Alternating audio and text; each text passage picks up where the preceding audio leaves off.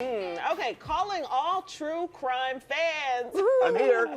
Biggest one right here. Make sure you clear your schedule because we have something that you need to see. Okay, we're going to chat about it now with one of our prestigious writers here in our Chicago's community. very own Graham Moore. Hi, good morning. Thank you guys so much for having me back to my hometown of Chicago. Yeah, it's so great having you here. And the Holdout just came out, already getting some really high accolades. It is. It just came out last week. It's really fun to get to talk to people who haven't read the book yet, people who are just starting to read the book. I do these readings, and it's funny. People come up to me and say, okay, I'm only halfway through, but I want to know blah, blah, blah. And I say, well, I'm not going to tell you how it ends now. Right. You got to get there. Well, it's inspired by something that you went through. I mean, you were on a murder trial, which not a lot of, I think a lot of us have gone to jury duty, and it's for little things, and you never even get to a trial. Tell us the story of how that all happened and how it went through. It was quite an experience. In 2008, I was living in New York City. I was an aspiring writer. I was still working on my first book, and you get the jury summons in the mail, and honestly, I didn't have a job. I sort of figured I got nowhere else to go. I might as well show up. And I went, and I was assigned to a murder it's a law, trial. too. Yeah, well, that's right. So a murder trial. So it was a murder trial, and I spent 2 weeks on this trial and then days of deliberation with my fellow jurors. And by the end of it, me and a group of 11 strangers collectively voted to send a man who none of us had ever met to jail for what we think was the rest of his life. Wow. And that was just one of the most emotionally searing moments of my adult life. And so it was really great to get to think about that and process that, think through my own sort of doubts about it. I think we were right. I believe we were right. And yet there's always some part of me that wonders, what if we were wrong? What was that process like?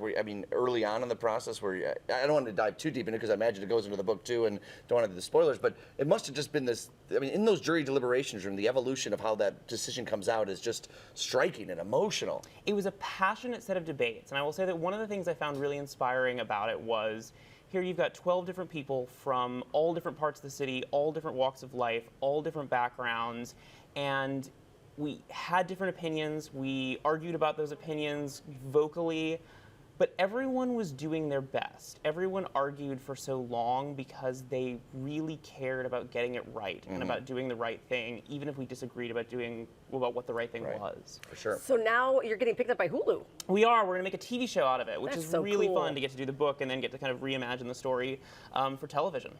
When is that going to happen? Do you know yet? We are in the very early stages Okay. of just writing it. So by end of next year, we'll be out. Oh my gosh, So that's I just amazing. love that you're here because we don't always get to see the writers that are behind some of our favorite shows and some of our favorite books. And I think that's so important to broadcast that and show that this is something that you can do. You could dream, you could be artistic. I was asking you earlier about a life in the day of a writer, but where do you get all your inspiration from? When you have writer's block, what do you do? I feel like I've been doing this for a couple years now, and I always keep waiting to get to some point in my career when I'll say, you know what, I'm a professional now, and I know what I'm doing, and I'm not going to sit at my desk and be overcome with writer's block and not know what to do. And that moment has not happened yet. Okay. Maybe one day it will. It never gets any easier. It's always thinking about what I want to write about, making decisions about what I want to do, and then sitting there and just doing it. And what I've found, and hopefully this is some inspiration for people, is that it doesn't get any easier. There's no magic stamp that suddenly says, oh, now you're a writer and now you can do it and now it's suddenly easy to just type away all day. Yeah. No, it's always a challenge, and the challenge is what makes it so fulfilling. And pivoting between writing books and writing screenplays must be a unique Yeah. challenge. Not everyone does both of those things. It's really, I feel very lucky that I get to do both. And I get my film work and my television work and my work in books gets to sort of fill my life. They're so different. There's such different processes. You go and make a film or a television show, and it's so collaborative, and you're on the phone all day, and you're working with actors, and you're working with directors, and it's this wonderfully collaborative medium, like you guys here making this show. And then I go off and write a book, and I just sit alone in a dark room for months, and my wife starts to say, can you leave the house at some point? Because you haven't talked to anyone in weeks, and you're getting a little twitchy. You have roots now. You Yes. get lost. You I gotta just keep think moving. it's so Exactly. cool. Yeah. I think it's so cool. Yeah. That's great. Yeah. Hey, thanks for stopping on by. you so Welcome much back for being home. here.